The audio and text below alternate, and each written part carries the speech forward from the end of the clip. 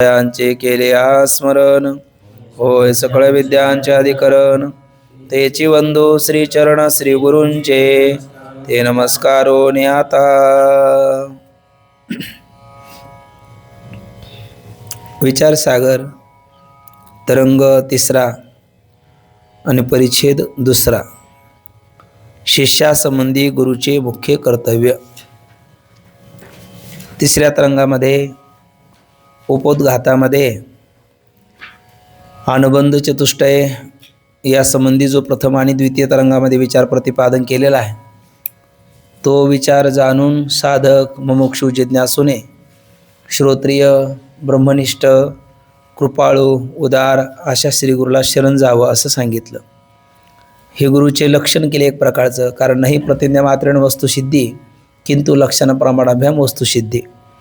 आणि ते लक्षण कसं असलं पाहिजे तर निर्दोष असलं पाहिजे. म्हणून लक्षणामध्ये कोणते दोष नको तर 3 दोष नको, त्याचा विचार आपण काल केला. अतिव्याप्ती, अव्याप्ती आणि असंभव. कशाला म्हणतात अतिव्याप्ती? लक्ष्यवृत्तित्वे सती अलक्ष्यवृत्तित्वम अतिव्याप्ती. लक्ष्याच्या ठिकाणी लक्ष जाऊन अलक्ष्याच्या ठिकाणी लक्षण जाणं याला अतिव्याप्ती असं म्हणतात. नंतर अव्याप्ती, लक्ष्यैक देशवृत्तित्वम अव्याप्ती. लक्ष्याच्या एकाच भागावर लक्षण जाणं, पूर्ण भागावर न जाणं याला अव्याप्ती असं म्हणतात. आणि नंतर असंभव, लक्ष्य मात्र अवृत्तित्वम असंभव. लक्ष्याच्या ठिकाणी लक्षण बिलकुलच न जाणं असंभव. त्या तिन्ही करता उदाहरणं आपण पाहिलेत. किम नाम गोह लक्षणम, गाय म्हणजे काय? तर पहिलं लक्षण केलं शृंगित्वम गोह लक्षणम. कोणता दोष आला? अतिव्याप्ती. कारण लक्ष्य कोण? गोमाता. आणि अलक्ष्य कोण? इतर ज्यांना ज्यांना शिंगा येते, म्हणजे लक्ष्यावर लक्षण जाऊन अलक्ष्यावर ते लक्षण चाललं म्हणून अतिव्याप्ती दोष आला.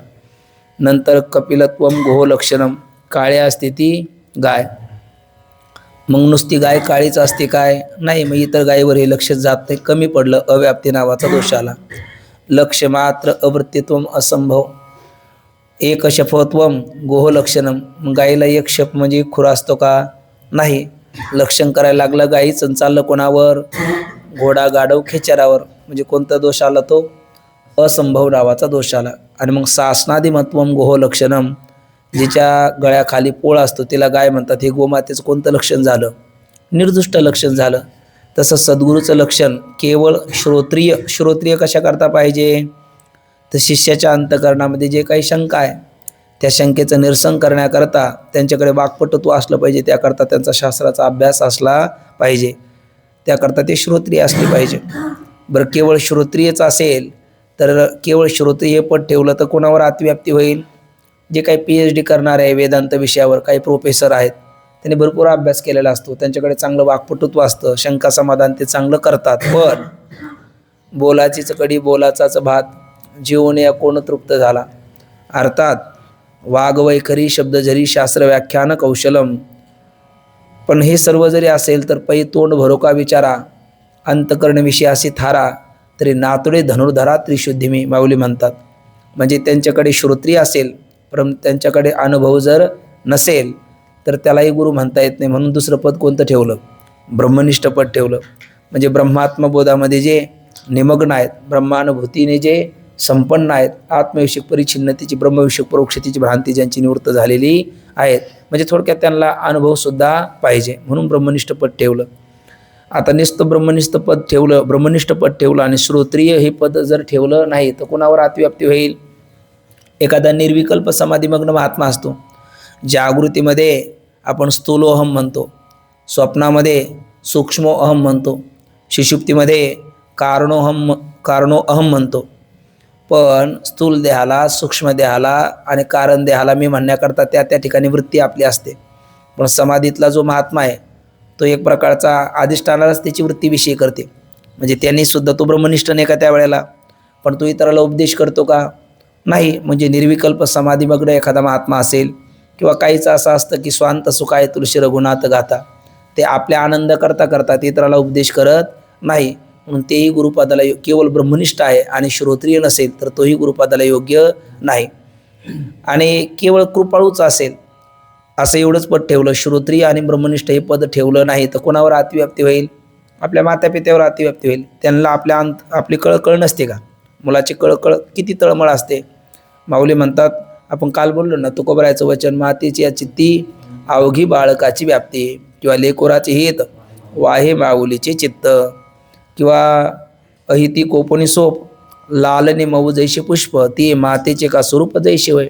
पितेच्या बाबतीतही पाहिलं ना, तरी बालक बोबडा बोली, का वाकुडा विचुका पावली, ते चोज करून माऊली रिजे जेवी, बाळक बापाचे ताटे रिगे, रेगोने बापा तेची जीवू लागे, की तो संतोषलेने वेगे मुखची ओढवे. खूप तळमळ असते, पण तो कोबरायच म्हणतात, हित नाही ठावे जननी जनका दाबीला लौकिकाचार तेही. म्हणून केवळ कृपाळू पद ठेवलं तर मातेपित्यावर अतिव्याप्ती होईल म्हणा, केवळ ब्रह्मनिष्ठ पद ठेवलं, निर्विकल्प समाधीमग्न महात्म्यावर अतिव्याप्ती होईल, आणि केवळ श्रोत्री पद ठेवलं तर ज्यांनी परोक्ष रीतीने पुष्कळ अभ्यास केलेले त्यांच्यावर अतिव्याप्ती होईल.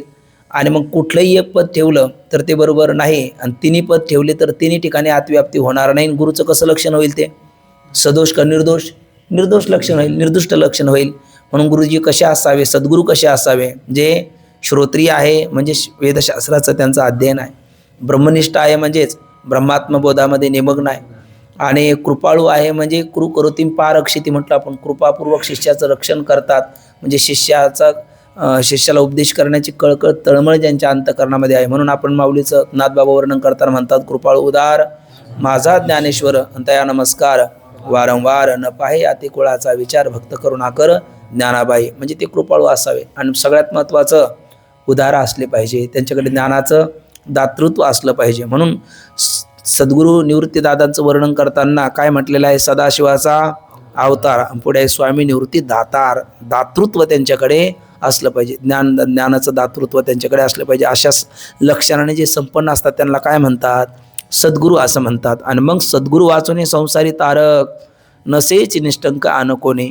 इतर जर असेल तर माऊली म्हणतात, इंद्रचंद्र देव ब्रह्मादी करोनी, संशयाची श्रेणी छेदित येना. कोण आहे सद्गुरू? उघडे परब्रह्म, सद्गुरूची मूर्ती. काय करतात? पुरविती आरती शिष्याची. काय शिष्याची आरती आहे? काही वेबरडे फिटेल, काही तो स्वामी भेटेल, युगाहुनी वडील निमिषमाने, ती आरती ते फेडतात. आणि म्हणून पण काय आहे? वंचना करीती जन दुष्ट नष्ट, मुख्य श्रेष्ठ श्रेष्ठ वंदिता ती. आता नष्ट दुष्ट हे लोक त्यांची वंचना का करतात? याचं कारण आहे, जो जिथीचे गौरव नेणे तयासी ते भिंगुळवाने, अप्रसंगतेने तो म्हणा वाचिकी.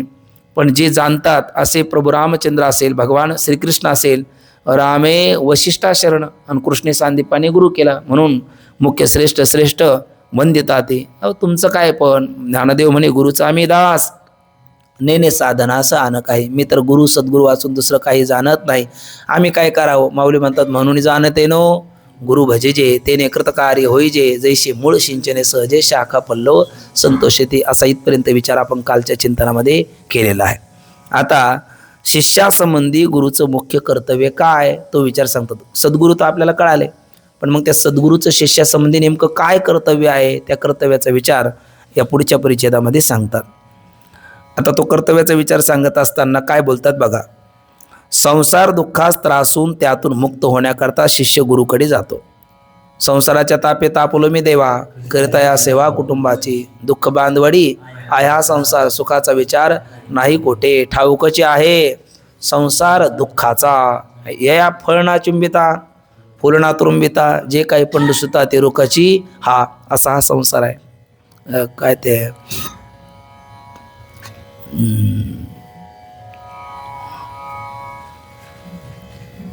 दुःखैक बीजम क्षणलव विरसम तच्चिकीर्षंती बंधा, असं म्हटलेलं आहे. म्हणजे दुःखरूप असणारा हा संसार आहे. पण काय ते अंतरनिने ती बापुडे, म्हणून अगत्य सेवने घडे, काय पुय पंकीचे किडे चिळशी घेते, असं ज्ञानोबराय म्हणतात. पण जे साधक मुमुक्ष आहे त्यांना वाटतं काही ये बिरडे पेटेल, काही तो स्वामी भेटेल, युगाहुने वडील निमिषमाने. बरं, इथे असं एका स्वयंबुद्धीच्या बाही, रेगाले तयाची शुद्धीचे नाही, एक जाणवेचे डोई गर्वे चिघळिले, मग येत एकच लिला तरले, जे सर्व भावे मज भजले, तया आईलेची थडी सरले मायाजळ. इथे मज शब्दाचा अर्थ करायचा गुरु. का? गुरु ते तर ज्ञान, ज्ञानी आत्मदर्शन, दर्शनी समाधान आथी जैसे. म्हणून शिष्यासंबंधी गुरुचं मुख्य कर्तव्य काय? मग हा असणारा सत्शिष्य म्हणजे साधक, मुमुक्षू, जिज्ञासू, हा कशाला त्रासलेला आहे?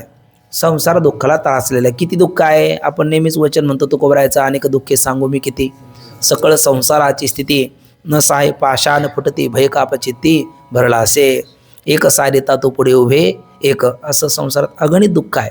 दुःख याचं बीजच दुःखाचं असल्यामुळे संसार दुःख मूळ म्हटलेलं आहे माऊलीने. संसार दुःख मूळ चोहीकडे इंगळ. म्हणजे याचं मूळच दुःखाचं आहे तर त्याला फळ काय सुखाचं येईल का? नाही. काय फलकट तो संसार येत सार भगवंत. म्हणून म्हणतात संसार दुःखाला त्रासून त्यातून मुक्त होण्याकरता शिष्य कोणाकडे जातो? सद्गुरूकडे जातो. कारण प्रवृत्ती निवृत्तीकृत कार्या अवश्य पाहिजे आचार्या आपमती भजता राया अनेका पाया माझी पडे. म्हणून तो सद्गुरूकडे जातो.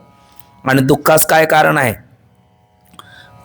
संसार दुःखाला त्रासला ना तर दुःखाला कारण काय? कारण गुन्हा कार्याने वर्तनते. कारणाशिवाय तर कार्य होत नाही. नेहमीच म्हणतो आपण मृत्तिका असेल तर घट होईल, तंतू असेल तर पट होईल, माता पिता असेल तर संतेत होईल. तसं दुःख झालेलं आहे ना.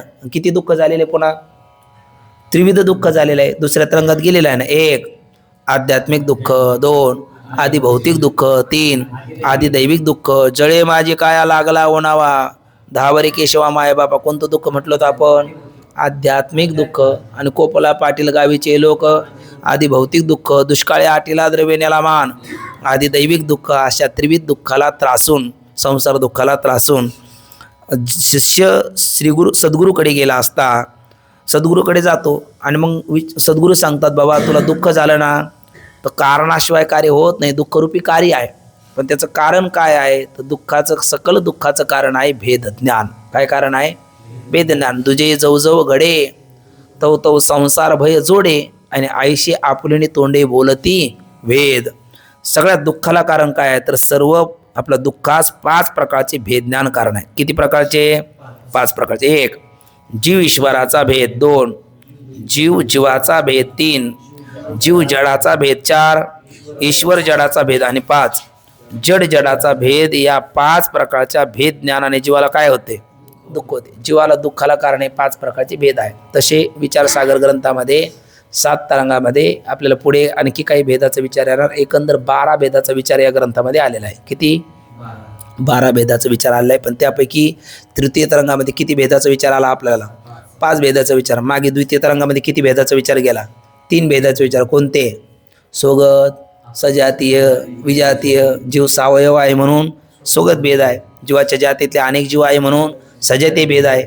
आणि जीवाच्या सत्तेतले अनेक पदार्थ आहे म्हणून विजातीय भेद आहे. मग 5 आणि 3 8 झाले आहे ना.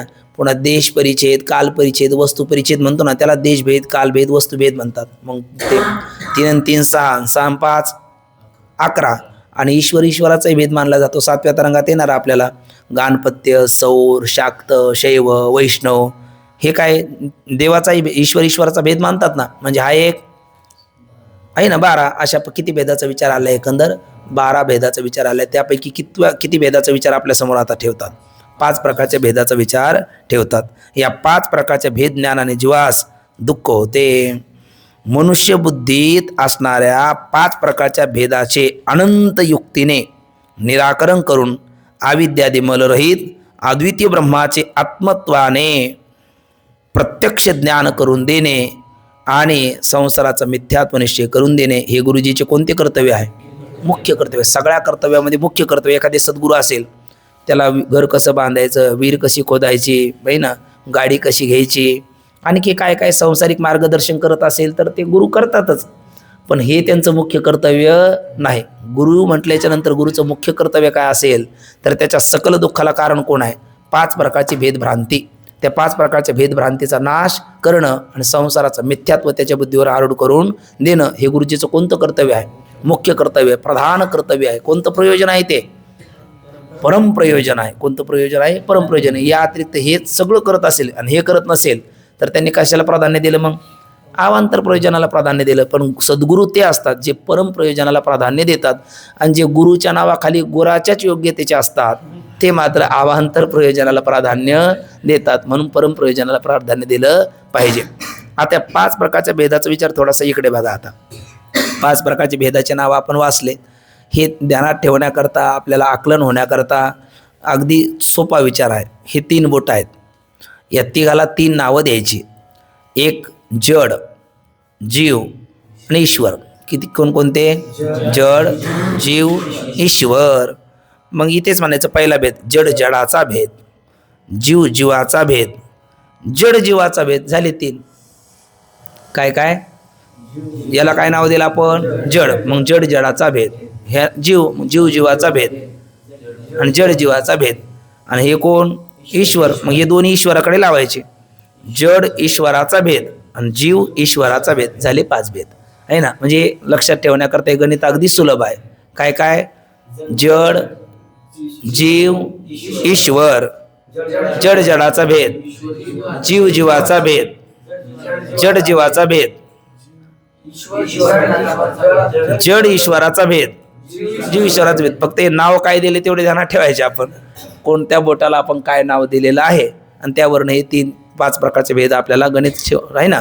मग तसे बऱ्याच वेळेस ते पाठ केलं का ते मागे पुढं काय होत राहतं.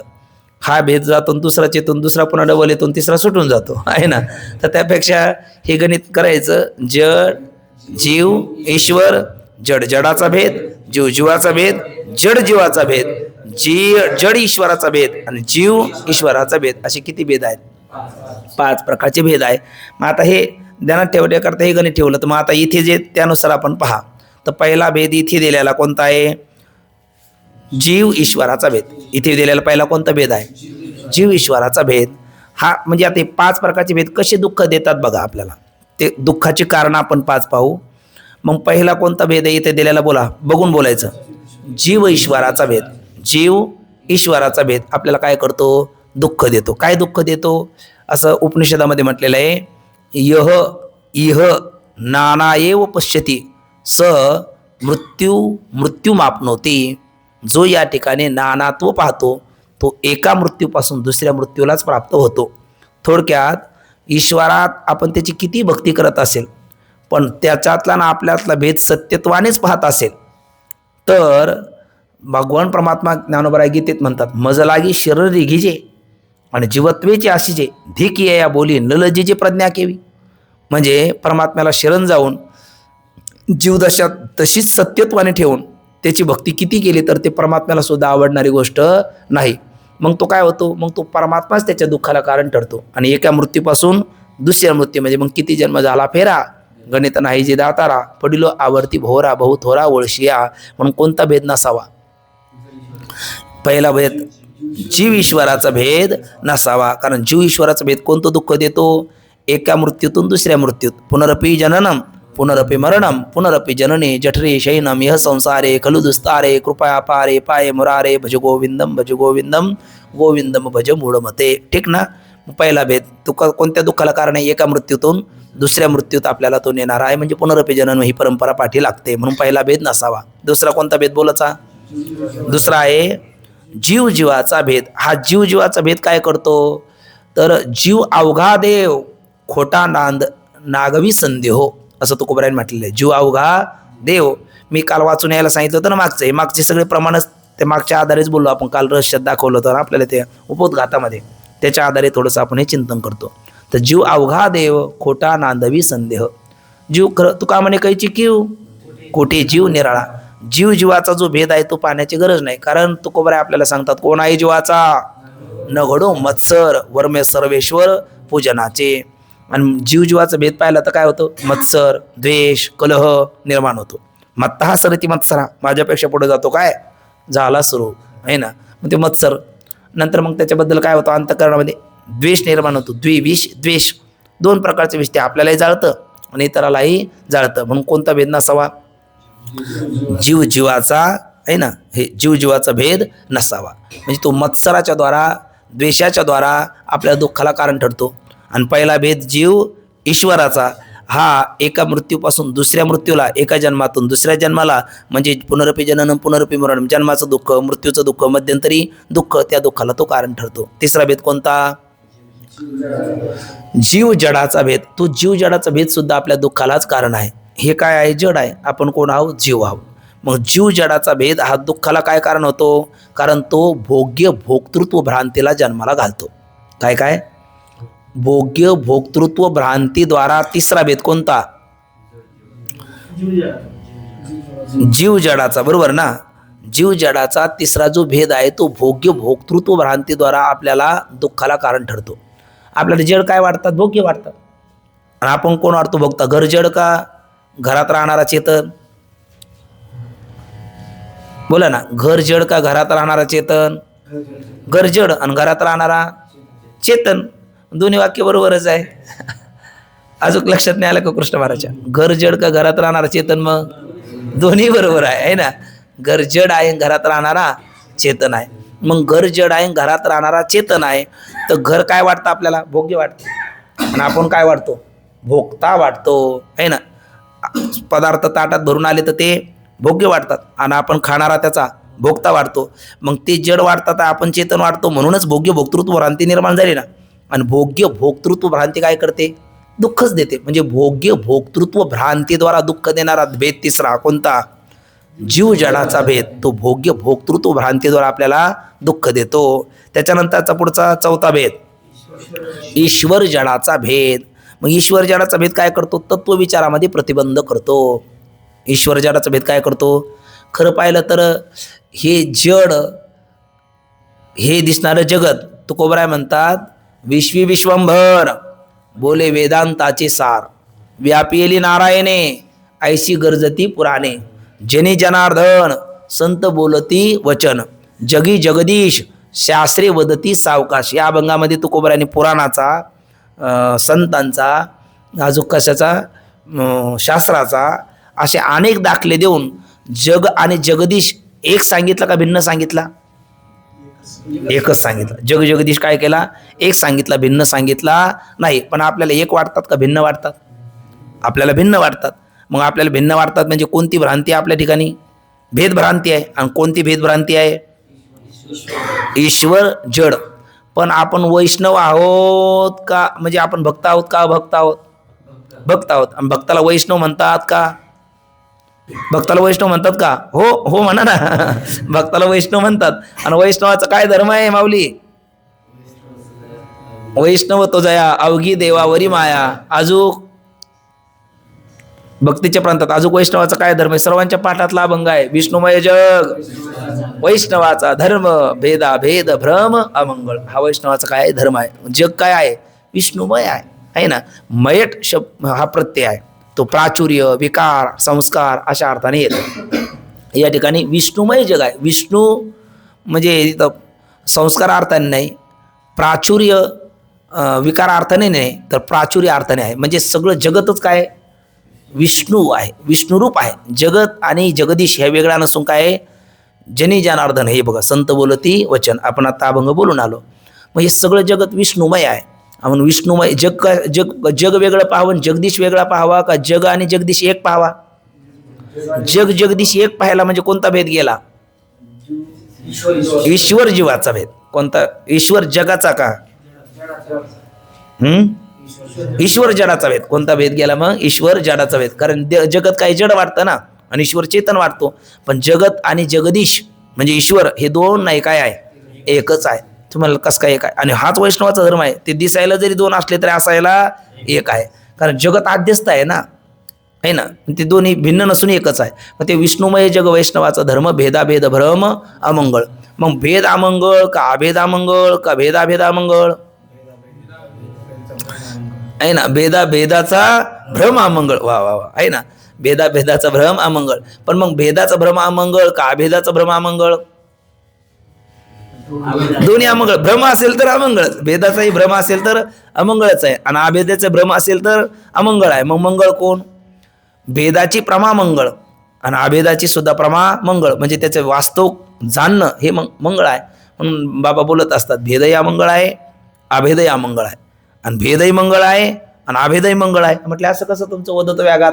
म्हणजे वदत व्याघात नाही, हे यथार्थ आहे. मग भेद अमंगळ कधी आणि अभेद अमंगळ कधी? उपाधीमध्ये भेद का भेद? उपाधीमध्ये भेद आहे. उपाधीमध्ये काय भेद आहे? पशुची 4 पायाची उपाधी आहे, मनुष्याची 2 पायाची उपाधी आहे ना. आणि मग पशुवत मनुष्याचं, मनुष्यवत पशु हे दोन्ही एक म्हणून चालेल का? उपाधी भेद नाही का? मग उपाधीत भेद पाहायला पाहिजे की नाही? जरी काय सर्प विंचू नारायण वंदावे दुरून शिव नये. काय तू का म्हणे? सर्प विंचू नारायण पण वंदावे दुरून शिव नाही नाही म्हणले, पण त्यातला आमच्यातलं चैतन्य एकच आहे. कोण नाही म्हणतं? चैतन्य एकच आहे, बरोबर आहे, पण उपाधी भिन्न आहे की नाही? मग उपाधीमध्ये भेद आहे तर तिथे काय पाहायला पाहिजे?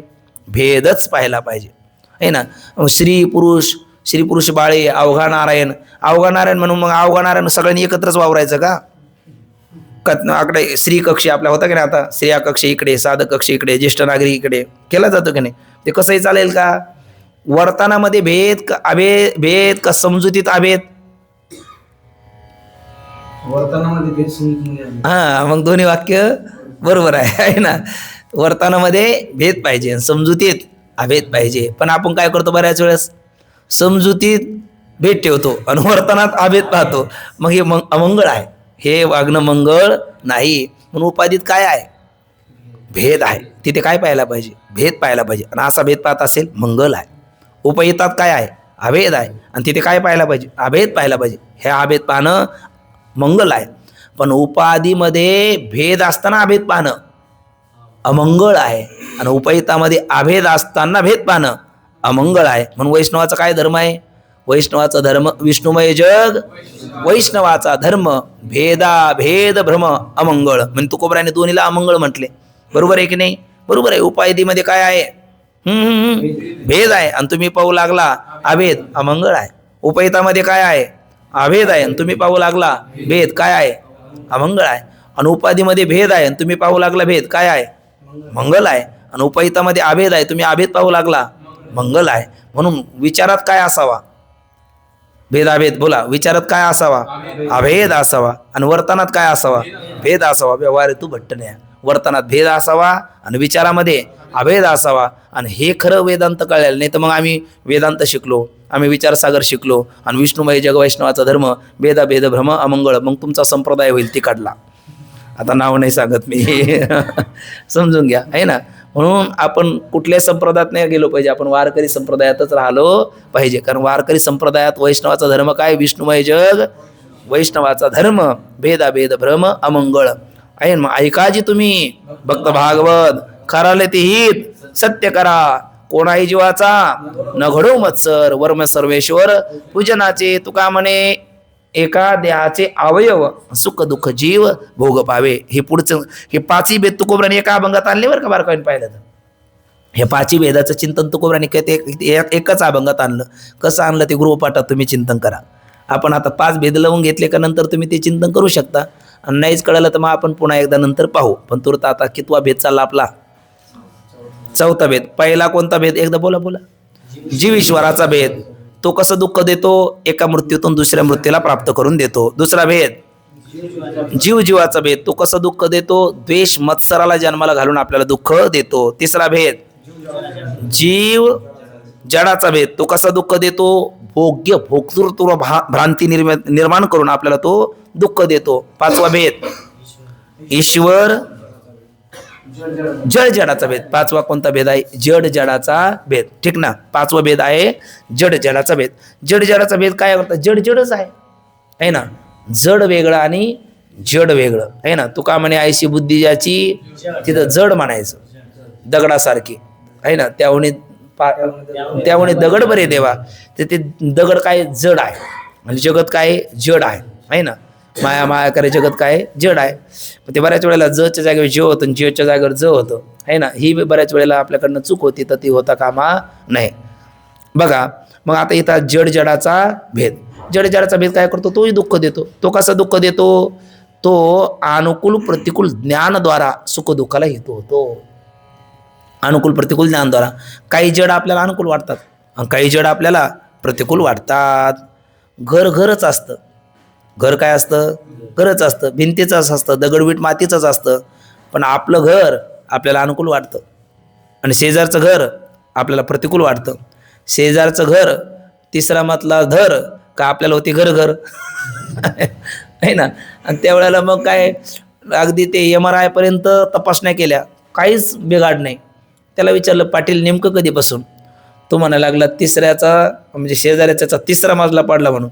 म्हणले तू एक तर त्याचा मजला पाड किंवा तुझरा 4था घाल, तसं तुझी घर थांबत नाही. का बरं? स्वतःचं घर अनुकूल वाटलं आणि दुसऱ्याचं घर प्रतिकूल वाटलं. आणि त्या अनुकूल प्रतिकूल ज्ञान सुख दुःखाला येत होतं की नाही. आपली सरणी बघा आपण, म्हणून अनुकूल प्रतिकूल ज्ञानाद्वारा जड जडाचा भेद काय करतो? दुःख देतो. म्हणजे भेद हे 5 प्रकारचे भेद कसे दुःख देतात हे आपण पाहिलं. आता हे 5 प्रकारचे भेद काय झाले पाहिजे? निरसन झाले पाहिजे. 5 प्रकारच्या भेदाचं काय झालं पाहिजे? निरसन झालं पाहिजे. त्याच्याकरता म्हणजे 5 प्रकारचे भेद दुःख कसे देतात, त्याला पुरावे काय हे आपण पाहिलं. आता 5 प्रकारचे भेद भ्रांती दुःखाला देते नाही. 5 प्रकारची भेद भ्रांती कळत नकळत आपल्या ठिकाणी आहे, तरी घालवण्याकरता आपल्याला काय करावं लागेल? आता काहीतरी युक्ती करावी लागेल. मग पहिला भेद कोणता? जीव ईश्वराचा भेद. तो जीव ईश्वराची भेद भ्रांती आपल्याला घालवायची. कारण जीव ईश्वराची भेद भ्रांती काय करते? आपल्याला दुःख देते. एका मृत्यूतून दुसऱ्या मृत्यूला प्राप्त करते. आणि जीव ईश्वराची भेद भ्रांती गेल्याच्या नंतर मग जन्म नाही रे अनेक, तुका म्हणे माझी भाक, तुका म्हणे एका मरणेची सरे उत्तम चिवरे कीर्ती मागे मरणा हाती सुटली काय, या निश्चय परब्रह्मे मरण माझे मरून गेले मज केले अमर मरणा हाती सुटले काय. आपण काय म्हणत होते? तीच ना, मरणा हाती सुटली काय या निश्चय परब्रह्मे. पण त्याच्याकरता कोणती भेदभ्रांती गेली पाहिजे? पहिली जीव ईश्वराची भेदभ्रांती. कशी घालवायची बघा. जीव ईश्वराची भेदभ्रांती घालवण्याकरता 2 वादाने चिंतन करता येतं. एक आभासवाद आणि दुसरा बिंब प्रतिबिंबवाद. आणि दिन बघा, त्याच्या दोन्ही करता आपल्या संत वाङ्मयात प्रमाण आहे. कोणता भेदभ्रांती घालायची आपल्याला? पहिली जीव ईश्वराची भेदभ्रांती. बोलत चला बरं का. जीव ईश्वराची भेदभ्रांती घालवण्याकरता, कारण ती दुःख देते ना, एका मृत्यूतून दुसऱ्या मृत्यूला प्राप्त करून देते. मग तो भेदभ्रांती गेली म्हणजे कारण नाशात कार्यनाशा. जीव ईश्वराची भेदभ्रांतीच राहिली नाही तर त्याचं कारण जन्ममरण परंपरा राहील का? राहणार नाही. मग ती घालवायची कशी? तर जीव आणि ईश्वर हे कशामुळे झालेत? कल्पना अविद्या त्याने झाला जीव. मायोपाधी शिव बोली जेती आहे ना. अविद्या उपाधी लागली तो जीव, माया उपाधी लागली तो ईश्वर. जसं घटाची उपाधी लागली घटाकाश, मठाची उपाधी लागली मठाकाश. घट फोडला आणि मठ पाडला, दोन्हीतला आकाश झालं महाकाश रूप. आणि नाही फोडला पाडला तरी महाकाश रूपच आहे. फक्त ते जाणून घ्यायचं. तसं अविद्यारूपी घट आणि मायारूपी मठ. अविद्यारूपी घट फोडायचा आणि मायारूपी मठ पाडायचा आहे ना. कशाच्या द्वारा? जीव ब्रह्मैक्य ज्ञानाद्वारा आहे ना. मग अविद्यारूपी घट फोडला, मायारूपी मठ पाडला, त्या दोन्हीतला आकाश काय होईल? महाकाश रूप म्हणजे ब्रह्माकाश रूप, ब्रह्मरूप होईल. आणि एकदा ब्रह्मरूप झाल्याच्या नंतर मग नाही आमाजे आवे मारावे लागत, अहो अखंडित जैसेचे. म्हणजे घटाकाश मठाकाश या 2 उपाधीमुळे जरी मठाकाश आणि घटाकाश वेगळं वाटलं तरी तत्वता काय आहे? ते महाकाश रूप आहे, एकच आहे. तसं अविद्यारूपी घटाची मायारूपी मठाची उपाधी लागली म्हणून जीव ईश्वराचा भेद जरी वेगळा वाटला तर तत्वता ते काय? एकच आहे. असं जाणलं म्हणजे एका मृत्यूतून दुसऱ्या मृत्यूमध्ये प्राप्त होणं हे त्याला राहणार नाही. मग नाही आमाजे आवे मारावे लागत, अहो अखंडित जैसे तैसे. किंवा दुसरी युक्ती आहे बिंब प्रतिबिंब वादाची. काय बिंब प्रतिबिंबवाद. मागे आपण बघितला औषधवाद, आभासवाद आणि बिंब प्रतिबिंबवाद. तर बिंब प्रतिबिंबवादामध्ये औषधवादामध्ये सुद्धा 2 उपाधी आहे. आभासवादामध्ये 2 उपाधी आहे, कल्पना विद्या. जीवशिव दोन्ही हरिरूपी तरंग सिंधू तो अभंग नेने हरी, नाथबाबा हरिपाठामध्ये सांगतात. मग तो त्याच्याकरता आपण काय करायचं? हा घ्यायचा. कोणता वाद म्हटला आता? बिंब प्रतिबिंबवाद. त्याच्या बिंब प्रतिबिंबवादाचं सोपं गणित आहे. मुख समोर धरलेला दर्पण आरसा, हे कोण? मुख समोर धरलेला आरसा. आणि त्या याला मुख म्हणतो आपण. त्या आरशात दिसतं त्याला काय म्हणतो? बोला. प्रतिबिंब म्हणतो. आणि त्या प्रतिबिंब सापेक्ष या मुखाला काय म्हणतो? मग बिंब म्हणतो आहे ना. हे कोण आहे? मुख आहे. मुळात कोण आहे? मुख आहे. पण हे कोण आहे? दर्पण आहे. आणि त्या दर्पणात दिसतं हे मुख. त्या मुख दिसतं त्यावेळेला त्याला काय म्हणतो? प्रतिबिंब म्हणतो. आणि तत्सापेक्ष याला काय म्हणतो? बिंब म्हणतो. पण खरं पाहिलं तर आपण मुखालाच पाहतो का प्रतिबिंबाला पाहतो? मुखालाच पाहतो. का? कारण ग्रीवास्त मुखालाच पाहतो. या मानेवरचं असणार जे मुख आहे त्यालाच पाहतो. कारण मूर्ती ती आदळते, वेगवान असते, ती परावर्तित होऊन गिरवास्त मुखालाच पाहते. पण ती वृत्ती अत्यंत वेगवान असल्यामुळे आपल्याला ते काही गणित लक्षात येत नाही. आणि त्यामुळे आपण म्हणतो हे काय आहे? प्रतिबिंब आहे. हे काय आहे? बिंब आहे. असं आपल्याला भेद प्रतीत होतो. पण तुकोबराय म्हणतात, तुका म्हणे मुख नाही दर्पणात संतोषाची मात दुसरी ते. दर्पणात मुख नाही. मग दर्पणीचे दुसरे भासे म्हटले, असे नाही. काय गोड शब्द येतो कोबरायचे. दर्पणीचे दुसरे भासे परी ते आसे एकच आहे ना. एकच ते आहे. फक्त आपल्याला त्या दर्पणरूपी उपाधीमुळे आपण याला प्रतिबिंब म्हणतो, तत्सापेक्ष याला बिंब म्हणतो. आणि असतं कोण? मुख. म्हणजे एका मुखालाच किती नाव आलेत? 2 नाव आले. दर्पणात दिसतं ते प्रतिबिंब आणि हे त्यात सापेक्ष आलं बिंब. आणि दोन्ही नाव कोणाला आले? मुखाला. कोणामुळे? दर्पण रूपी उपाधीमुळे, आरशा रूपी उपाधीमुळे. तसं घ्यायचं, मुखाच्या ठिकाणी घ्यायचं ब्रह्म, बोलायचं सर्वांनी. मुखाच्या ठिकाणी कोण? ब्रह्म. दर्पण आहे ना, ते दर्पण घ्यायचं अज्ञान. दर्पण म्हणजे कोण? अज्ञान. मग मुख कोण? ब्रह्म. दर्पण कोण? अज्ञान. आणि त्या अज्ञान रूपी उपाधीमध्ये मुखरूपी, अज्ञान रूपी दर्पणामध्ये मुखरूपी ब्रह्माचं छान काय पडलं? प्रतिबिंब. त्याला म्हणतात जीव. त्याला काय म्हणतात? जीव. आणि त्या प्रतिबिंब सापेक्ष या मुखरूपी ब्रह्माला नाव आलं बिंब. त्या बिंबाला म्हणायचं ईश्वर. झालं. मग दर्पण कोण? अज्ञान. मुख कोण? ब्रह्म. प्रतिबिंब कोण? जीव. आणि बिंब कोण? ईश्वर. पण मग त्या बिंब आणि प्रतिबिंब हे दोन्ही नाव कोणाला आले? मुखरूप ब्रह्माला. कोणामुळे? अज्ञानरूप दर्पणामुळे. मग अज्ञानरूप दर्पण जर टाकून दिलं, फोडलं, ते कशाने? विचाराच्या द्वारा. विचारता निरसले प्रपंच सहज सांडवले, मग तत्वता तत्व उरले ज्ञाने. अशी विचाराच्या द्वारा ते दर्पण रूपी, अज्ञानरूपी दर्पण जर फोडून टाकलं तर ते प्रतिबिंब कुठे जाईल? बिंबरूप होईल. आणि बिंब तर मुखरूप आहेच हे पहिलं. मग खाली काय? एकमेव द्वितीयम ब्रह्म न ह्य नानास्ति किंचन. हे किंचन अपि नाना नास्ति किंतु एकमेव द्वितीयम ब्रह्म अस्ति. कशामुळे कळालं? ही युक्ती केली आपण. कोणती? एक पहिली आभासवादाची आणि दुसरी बिंब प्रतिबिंबवादाची. कोणता भेद घालवण्याकरता? जीव ईश्वराचा भेद घालवण्याकरता. ठीक आहे. आता दुसरा भेद कोणता बोला? जीव जीवाचा भेद. जीव जीवाचा भेद घालवण्याकरता आता दुसरी युक्ती करायची. जीव जीवाचा भेद घालवण्याकरता दुसरी युक्ती कोणती करायची? दुसरी युक्ती नाना घटाकाश. नाना घटाकाश आणि निरावयव आकाश. बोला. नाना घटाकाश, निरावयव आकाश. मग नाना घटाकाश. आता एवढे समजा 100 घट असले, 100 घटात पाणी आहे आणि त्याच्यामध्ये आकाशाचं प्रतिबिंब पडलं तर आपण काय म्हणणार? किंवा 100 घट म्हणजे घटाने अवचिन्न असणारी पोकळी आहे, त्या प्रत्येकाला काय म्हणणार? घटाकाश घटाकाश घटाकाश घटाकाश. पहिलं घटाकाश, दुसरं घटाकाश, तिसरं घटाकाश, 99 घटाकाश, 100व घटाकाश. असे नाना घटाकाश झालेत ना. कशामुळे? घटरूपी उपाधी लागली म्हणून. आणि ज्याला उपाधीच नाही ते निरावयव आकाश. मग निरावयव आकाशावरून नाना घटाकाश भिन्न का एक आहे ना? ते भिन्न नसून एकच आहे. माऊली म्हणतात आगा घटू जेवी फुटे, जेवेळी फुटे ते तिचे आकाश लागे नीट वाटे, वाटा लागे तरी भेटे, एरवी चुके न चुके. ते काय आहे? महाकाश रूपच आहे. मग इथे कोणता भेद पाहतोय आपण सध्याला? जीव जीवाचा भेद. मग निरावयव आहे ना?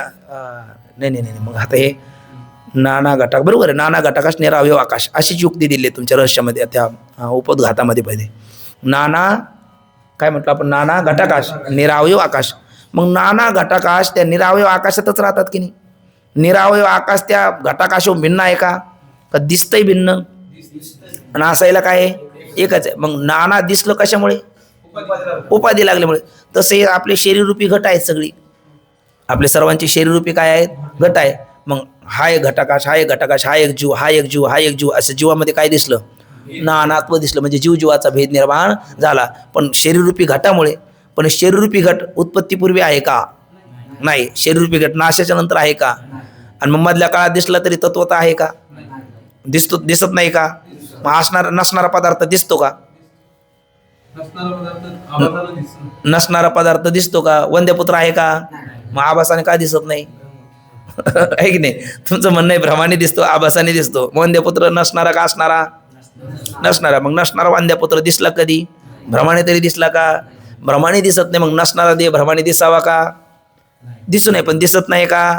जरी दिसला तरी तो नाही. जरी दिसला तरी काही गोष्टी दिसूनही नसतात आणि काही गोष्टी न दिसता नाही असतात. आहे की नाही? आकाश दिसतं का? नाही. मग नाही का? आहे ना. देह दिसतो का? दिसतो. मग नाही का? आहे. जरी दिसला तरी नाही. का नाही? आदौ अंत्ये य नास्ति वर्तमाने पितन तथा. आदौ अंत्ये यद अस्ति वर्तमाने पितन तथा. जे आधी असतं, अंत्य असतं, मध्यंतरी जरी दिसलं तरी नसतं.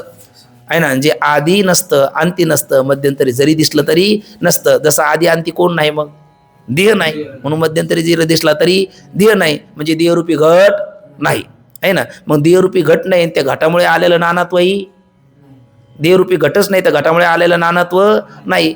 मग आधी कोण आहे? निरावयव आकाश आहे आणि ते एक आहे आणि ते कायमचं आहे. मग जीव जीवाचा भेद दिसला तर देहरूपी घटामुळे दिसला. पण देहरूपी घट फोडलाही नाही फोडला तरी त्यातला आकाश काय, निरावयव आकाश एकच आहे. तसं देहरूपी घट फोडले काय नाही फोडले काय त्यातलं निरावयव असणारं कुटस्थ चेतन एकच आहे, ब्रह्मरूपच आहे. म्हणून तुझं मज नाही भेद केला सहज विनोद. देवाला म्हणतात. आणि जीवाजीवात पाहिलं तर कोणाही जीवाचं न घडू मत्सर. आता मत्सर घडण्याचं कारण नाही, कारण माझ्या भिन्न कोणी नाहीच आहे. हा कोणता कशाने गेला, कोणत्या युक्तीने गेला? नाना घटाकाश निरावयव आकाश याने कोणता भेद गेला? जीव जीवाचा भेद. त्याच्या पुढचा भेद बोला. जीव जडाचा भेद. आता जीव जडाचा भेद हा कसा बघायचा? तर जीव जडाचा भेद हा जीवाला उपाधी आहे, जडालाही उपाधी आहे. जीवाची उपाधी आहे साभास माया. काय काय? साभास, क्षमा करा, साभास अविद्या आहे ना, आणि निराभास अविद्या. साभास अविद्या कोणाला उपाधी आहे? जीवाला. आणि निराभास अविद्या जडाला. साभास अविद्या कोणाची उपाधी? जीवाची. आणि निराभास अविद्या कोणाची? जडाची. त्यांच्यामध्ये भेद वास्तव आहे का? तो नाही आहे. कारण अहो साभास तरी अविद्याचा आहे, निराभास तरी अविद्याचा आहे. इकडे बघा, कल्पना करा. हे काय आहे?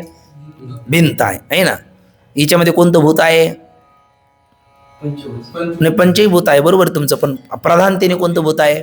पृथ्वीभूत आहे. प्रधानतेने पाहिलं तर पृथ्वीत्व हिच्यामध्ये आहे.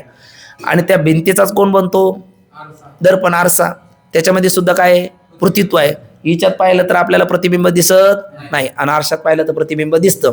पण भिंतीत प्रतिबिंब दिसत नाही आणि आरशामध्ये प्रतिबिंब दिसतं. बरोबर ना? पण मग आरसा जड का भिंती जड? दोन्ही जड. कितवा भेद चाला आपला? तिसरा भेद चाला. बरोबर ना? आरसा जड का भिंत जड? बोला बोला. दोन्ही जड. पण मग एकामध्ये प्रतिबिंब दिसतं आणि एकामध्ये दिसत नाही. का असं होतं? तर आरशामध्ये प्रतिबिंब का दिसतं? तर आरसा पृथ्वीच्या स्वच्छ परमाणूचा आहे. आणि भिंतीमध्ये प्रतिबिंब का दिसत नाही? भिंत पृथ्वीच्या मलिन परमाणूची आहे. हा जरी भेद असला तरी जडत्व दोन्हीमध्ये समान.